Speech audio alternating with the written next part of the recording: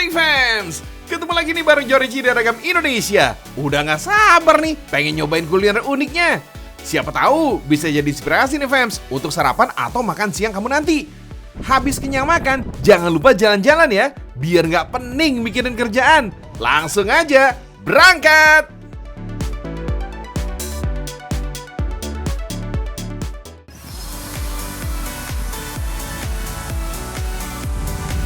Wih, rame banget fams. Udah gitu banyak stand-stand makanannya lagi. Wah, ini tuh salah satu festival yang rutin tiap tahunnya di Jogja fams. Namanya Festival Pasar Kangen.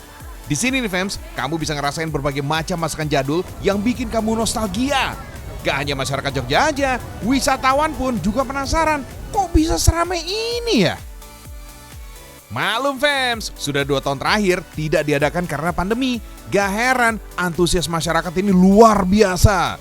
Acara Pasar Kangen ini udah ada sejak tahun 2007 dan kali ini merupakan tahun ke-14-nya acara ini diselenggarakan fams. Mantap!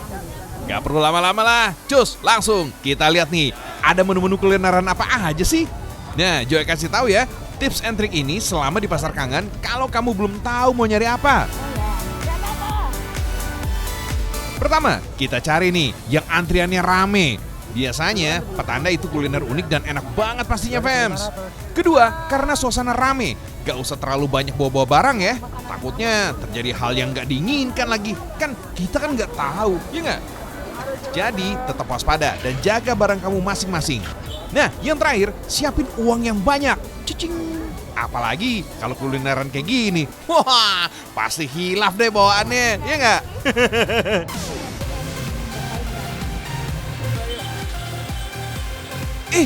Apaan tuh? Kok digoyang-goyang gitu? Oh, Joy tahu nih. Ini sih jajanan oto kecil nih, fams. Namanya es goyang. Disebut dengan es goyang karena cara membuatnya dengan digoyang-goyang gerobaknya, fams. Lucu ya? Kalau anak-anak era tahun 90-an ini pasti tahu nih sama es goyang ini. Bikinnya udah pasti fresh from gerobak. Es ini terbuat dari campuran santan dan gula yang dimasukkan ke cetakan yang ada di dalam gerobak ini. Goyang-goyangkan selama kurang lebih 5 menit. Esnya jadi deh. Kenapa kami ikutan goyang? Gak usah lagi, gak ngaruh. Malah ikutan. Biasanya es goyang ini disajikan dengan topping meses, kacang, saus coklat, dan masih banyak lagi. Zaman sekarang sih udah sulit banget fans menemukan es goyang kayak gini. Wajar aja jadi serbuan pengunjung di Pasar Kangen ini. Es yang satu ini juga gak kalah enaknya nih fans. Masih es jadul yang jadi idola di jajanan sekolahan zaman dulu. Es gosrok namanya. Dikenal es gosrok karena saat buatnya menggunakan balok es yang diserut dan menimbulkan suara srok, srok, srok. Oh gitu toh. Lalu es yang sudah menjadi seperti salju ini dipadatkan dan diberi sirup sebagai pemanis dan penarik warnanya. Beberapa daerah di Indonesia ada juga nih yang mengenalnya sebagai es serut. For your info aja nih fams, di Jepang pun es serut merupakan jajanan yang populer di saat musim panas. Nah, kalau yang satu ini, pada tahu nggak kamu fams? Salah satu makanan tradisional yang melegenda nih. Asalnya dari Purworejo, Jawa Tengah. Nah, biar makin berasa suasana Jogjanya, santapnya di angkringan fams. Kira-kira mereka tahu nggak ya fams? Ayo, tebak-tebakan deh sama Joy. Nah, kamu pada tahu nggak nih, ini makanan tradisional apa namanya? Dan cara makannya gimana? Nggak tahu, apa? Duh, kalian ini, untung aja saya baik hati. Makanan legendaris ini, kue celorot fams. Cara makannya bukan dikupas ya lapisannya, tapi tinggal dorong aja bagian bawahnya. Kue celorot ini terbuat dari tepung beras dan dicampur dengan santan dan gula merah. Rasanya manis gurih gitu fams, bikin nagih lah pokoknya. Wah ini nih, jajanan tradisional yang disukai banyak anak-anak. Cara bikang. Kue tradisional ini terbuat dari tepung beras dengan campuran santan yang dipanggang fams. Biasanya sering ditemukan di pasar-pasar tradisional dan uniknya warnanya colorful fams. Ada yang kuning, hijau, coklat, dan putih. Lucu kan kalau warna-warni kayak gini? Disukai anak-anak karena rasanya empuk dan lezat. Wah, Joy juga suka sih, apalagi kalau gratis. Sebelum makin jauh, kita tanya yuk ke salah satu pengunjung, gimana sih keseruan dari Pasar Kangen ini? Seneng banget, soalnya Pasar Kangen Taman Budaya Yogyakarta itu ada banyak makanan, ada banyak jajanan, ada banyak barang-barang antik, sama yang paling seru itu ada berbagai kesenian tradisional. Jadi kayak aku bisa belajar gitu loh di Pasar Kangen Yogyakarta ini. Gak lengkap rasanya nih fams, kalau nggak menyantap minuman tradisional dari negeri kita ini. Kata jamu berasal dari bahasa Jawa kuno, yaitu jampi atau usodo. Jampi atau usodo memiliki arti penyembuhan menggunakan ramuan obat-obatan. Sampai sekarang pun jamu ini juga tetap dianggap sebagai pengobatan alternatif karena bahan utamanya herbal asli fams. Tapi nggak hanya karena kita mempunyai kekayaan rempah-rempah yang bisa membuat jamu, justru karena kombinasi dari berbagai bahan lah yang bikin menarik. Dan for your info nih fams, jamu udah ada sejak zaman kerajaan Hindu-Buddha. Awalnya jamu hanya diperuntukkan bagi kalangan istana kerajaan. Kalau zaman dulu sih fams, kita masih sering menemukan pedagang jamu karena punya ciri khas sendiri, yaitu dijual dengan cara digendong. Selain kulineran, di Pasar Kangen ini juga terdapat panggung pentas seni fams. Tentunya diperagakan oleh kelompok senian yang didatangkan dari daerah-daerah Yogyakarta. Di area outdoor ada stand kulineran tradisional dan panggung kesenian. Di bagian dalamnya ada berbagai macam barang-barang jadul serta permainan tradisional. Jadi tujuan dari Pasar Kangen ini apa sih? Kita tanya langsung yuk sama pelaksana acaranya fams. Pasar Kangen ini untuk mengangkat UMKM yang terdampak pandemi kemarin. Kita dimulai dari tahun 2007, lalu sampai sekarang menggunakan dana istimewa yang dimulai dari Taman Budaya sendiri, sampai sekarang masih bertahan untuk menjaga kelestarian kebudayaan di Yogyakarta, terutama di makanan, minuman, dan kesenian tradisional. Wih, mantap betul ya fams. Sukses ya acaranya. Mantul deh pokoknya.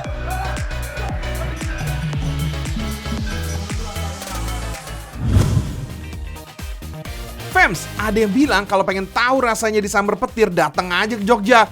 What? Serius? Bingung ngebayanginnya ya? Mungkin kuliner yang satu ini bisa bantu jadi jawabannya kali ya? Rasa pedas yang teramat sangat, katanya sih udah mirip nih seperti bibir kesambar petir. Meledak gitu deh di dalam mulut. Sate kambing spesial ini punya potongan daging yang besar-besar. Daging kambingnya lembut, gak ada perlawanan. Maklum deh, yang dipakai jenis kambing muda. Aroma perengus yang khas juga udah gak ada. Kalau mau yang berkuah, tongseng petir juga bisa dicoba nih fams. Jangan tanya apa rasanya. Pedas sebagai kesambar petir tapi nikmat bikin nagih fams. Siapkan minuman dan mental buat perut. Kalau kamu berani, coba nih sate dan tongseng petir ini fams. Sate petir bukan sekedar nama. Dalam satu tusukannya, irisan cabai rawitnya ini beserta biji-bijinya gak bisa dihindari. Bumbu kecap yang harusnya juga terasa manis, jadi minder sendiri deh. Pedasnya tongseng petir ini juga gak kalah menggoda fams. Cobain deh kalau gak percaya. Kalau mau coba, silakan datang ke Jalan Ring Road Selatan Kota Yogyakarta. Di sini sate petir Pak Nano yang pedasnya melegenda ini siap menyambar lambung kita fams. Bukanya sekitar pukul 10 pagi. Sate petir Pak Nano nyaris selalu ludes sebelum gelap tiba. Berjualan sejak tahun 1984. Di sini hanya segala menu dari daging kambing yang tersedia, mulai dari sate, tongseng, tengkleng, gulai, hingga nasi goreng.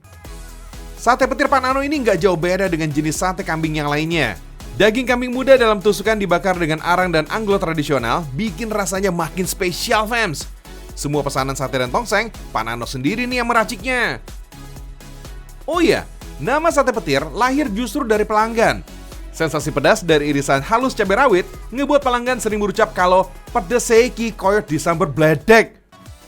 Pedasnya kayak disambar petir fams.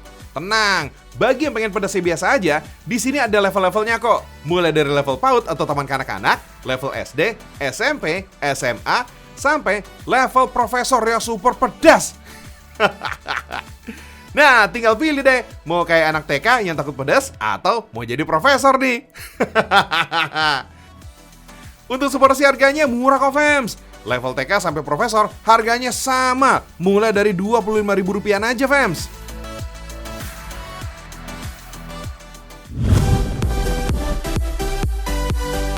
udah mau weekend nih fams? Pastinya dong. Joy kasih tahu ya info apa? Yuhu! Info lokasi-lokasi liburan pastinya. Biar merefresh pikiran dan hati kamu fams. Biar lebih plong nih setelah seminggu ini penuh beraktivitas. Nah, Joy ajak liburan ke pantai deh ya kali ini ya. Deretan pantai selatan di kota Yogyakarta emang punya keindahannya tersendiri fams. Semua karena debur ombak, laut biru, dan hamparan pasir. Bikin wisatawan mana nih yang gak terpikat, ya nggak? Salah satunya Pantai Parangtritis. Tahu dong. Kalau ibarat kata nih fams, Merapi elemen apinya, Pantai Parangtritis elemen airnya. Apalagi ada kepercayaan kalau Pantai Parangtritis merupakan pintu gerbang Istana Laut Selatan. Wih. Gak heran menjadi salah satu pantai terkenal di selatan Yogyakarta. Lokasinya berada di Desa Parangtritis, Kabupaten Bantul, Yogyakarta. For your info nih fams, Parangtritis berasal dari kata parang yang artinya batu dan tritis yang artinya tetesan air. Pantai Parangtritis mempunyai hamparan pasir yang luas banget. Kalau ingin berkeliling sambil menikmati hembusan angin, cobain deh sambil naik jeep. Di sekitaran pantai memang banyak yang menyediakan jasa penyewaan jeep. Kegiatan naik jeep ini jadi salah satu ikon wisata Pantai Parangtritis ini fams. Kendaraan double garden ini memang cocok nih untuk melintasi trek pantai ataupun yang berair. Cocok nih buat adventure. Gaspol fams! Kalau mau coba nyetir sendiri juga boleh kok fams, asalkan sudah punya SIM ya. Oh iya, tetap harus hati-hati ya, karena kan rame nih wisatawan lainnya, apalagi kalau hari libur panjang. Jeep ini bisa menampung 5-6 orang, tapi idealnya sih cukup 4 orang aja fams, biar nyaman dan gak desak-desakan. Penyewaan Jeep ini juga menawarkan berbagai macam paket wisata Pantai Parangtritis. Pilih sesuai destinasi yang ingin dituju dan durasi waktunya. Start di atas 300 ribuan aja fams. Kalau nggak mau naik Jeep, tapi capek kalau keliling dengan jalan kaki, tenang aja. Di sekitaran Pantai Parangtritis ini juga banyak yang menyewakan ATV dan motor trail fams. Durasi penyewaan 30 menit sampai 1 jam aja fams. Yang mau nyantai juga ada, tinggal naik andong atau bendi alias kereta kuda. Menyusuri pinggir pantai, menikmati suasana dan angin laut. Wah, mantap deh. Duduk manis sepanjang perjalanan, ditambah sesekali Pak Kusir bercerita tentang Pantai Parangtritis ini. Tinggal pilih aja nih fams, mau aktivitas yang mana? Wah, kalau Joy sih, namanya berlibur. Semuanya saya sikat fams. Ada lagi nih fams, namanya gumuk pasir. Salah satu fenomena alam langka di dunia, apalagi di Indonesia. Jadi gumuk pasir ini salah satu bentang alam yang proses pembentukannya dipengaruhi oleh angin. Terbentuk karena pasir yang menumpuk dalam jumlah besar. Serunya lagi, wah kita bisa bermain sandboarding nih. Mirip dengan surfing di laut tapi dengan media pasir. Ada 2 cara fams untuk bermain sandboarding di gumuk pasir ini. Yang pertama, dengan cara ditarik dengan jeep. Bermain sandboarding ini nggak terlalu sulit kok fams, hanya butuh kuda-kuda yang kuat dan percaya diri. Sisanya serahkan pada takdir.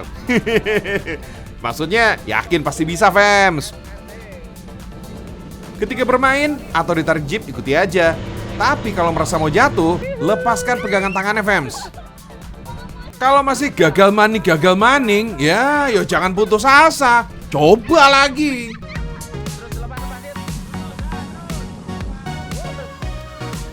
Keren, bisa kan? Yang penting percaya diri dulu fams. Apalagi sedikit memberi adrenalin, makin seru kan bermainnya? Oh iya, sebelum bermain sandboarding, sebaiknya jangan menggunakan barang-barang berharga seperti cincin, kalung, HP, dan barang-barang lain. Karena kemungkinan hilangnya besar loh kalau kita terjatuh fams. Kalau mau yang santai, bisa dengan sandboard biasa fams. Tinggal meluncur dari pasir yang tinggi. Untuk keamanannya pun, ini jauh lebih aman ketimbang ditarik jeep. Tinggal mengontrol keseimbangan aja kok. For your info nih fams, sandboard pertama kali dimainkan di Brasil pada tahun 1940-an. Saat itu, sandboarding dijadikan olahraga alternatif karena ombak pantai sedang rendah. Gimana? Tertarik kan untuk berlibur ke Pantai Parangtritis? Yuk lah, cus!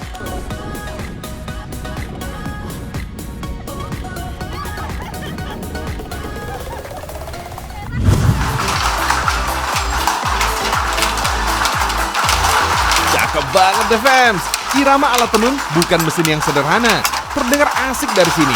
Para pengrajin yang rata-rata udah lanjut usia masih semangat juga berkarya. Udah tahu dong apa yang sedang mereka buat? Hihihi, betul fans. Lincahnya gerakan tangan dan kaki serta lirikan mata yang teliti, semua demi menghasilkan selembar kain tenun dengan nilai seni estetika tinggi. Proses pembuatan kain lurik dengan ATBM atau alat tenun bukan mesin jelas nggak secepat alat modern. Tapi justru inilah yang ngebuat lurik tetap klasik dan unik serta punya nilai artistik yang lebih tinggi. Butuh waktu cukup lama nih untuk menghasilkan selembar kain lurik utuh. Dari sini aja fans, dalam 1 bulan sekitar 3.000 meter kain bisa dibuat. Di daerah istimewa Yogyakarta, kain ini gak kalah unik dari batik. Punya motif khas dengan kombinasi warna yang cantik-cantik. Ini namanya kain lurik fans. Dalam bahasa Jawa, lurik sering disebut dengan lorek. Kalau diterjemahkan, punya arti garis-garis. Maklum deh, motif utama dari kain ini emang berupa garis baik vertikal maupun horizontal. Kata lurik yang berarti garis dianggap sebagai simbol pagar pelindung. Makna filosofi dari kain ini sejak dulu diharapkan dapat menjadi pelindung diri bagi pemakainya, baik secara fisik maupun spiritual. Fams, kain lurik udah dikenal sejak zaman Kerajaan Majapahit yang berdiri antara abad ke-13 hingga ke-16. Seperti karya budaya tradisional lainnya, kain lurik gak hanya sekedar busana yang dipakai dalam keseharian saja. Kain lurik masih tetap eksis loh, sering dipakai oleh para abdi dalam lingkungan keraton sampai dengan warga biasa. Walau punya pola desain yang terbilang klasik, kain lurik masih tetap asik kok dipakai. Terkesan Jawa banget tuh. Selain dibuat jadi baju tradisional, kain lurik juga terus beradaptasi. Supaya nggak hilang dimakan zaman, kain lurik juga bisa diaplikasikan menjadi aneka model busana kekinian. Baju atasan untuk perempuan, kisaran harganya cuma 100-200 ribuan. Ada juga nih aneka tas penunjang penampilan. Dari tas ukuran besar sampai yang mungil kayak pouch, kipas, dan masker, nuansa jadulnya dapet, cantiknya juga dapet. Udah gitu, murah meriah fams, sikat dah! Fams, pembuatan selembar kain lurik terdiri dari serangkai proses panjang dan cukup rumit. Berawal dari gulungan benang panjang, bahan dasar kain lurik Jogja, sebagian datang dari luar kota di sekitarnya. Benang putih yang udah dicuci bersih, digulung dan dihentakkan supaya nggak mudah kusut. Untuk kurangi kandungan airnya, bahan dasar benang juga harus diperas sampai kering. Fams, cantiknya warna-warni kain lurik dimulai dari sini.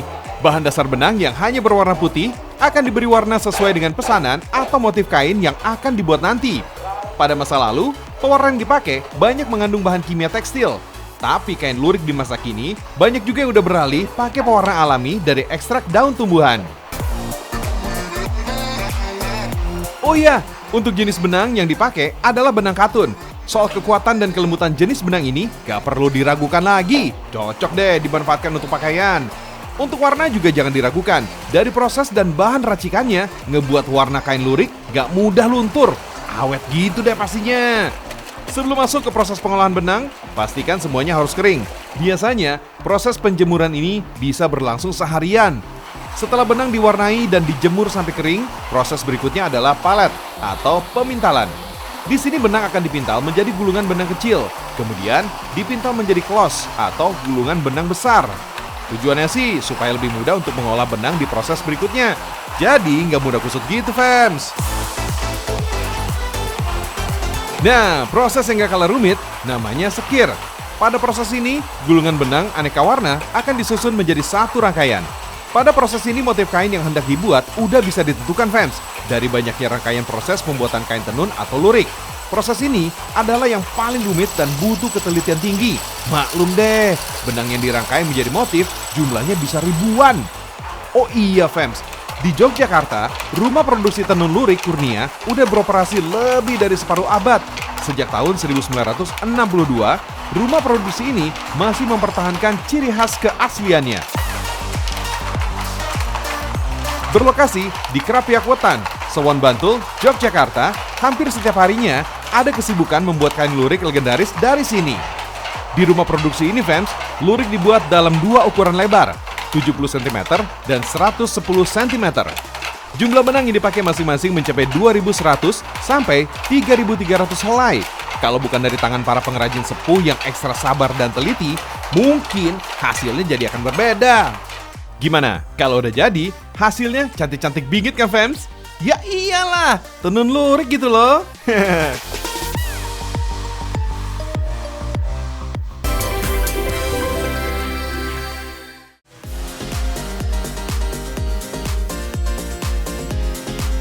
Gimana, Fems? Udah dapat inspirasi apa hari ini? Kalau udah yakin, langsung aja nih, berangkat! Ntar nyesel loh. Udah setengah jam nih, Fems. Saatnya Jorici pamit undur diri ya. Saksikan terus Seragam Indonesia, karena Indonesia mendunia.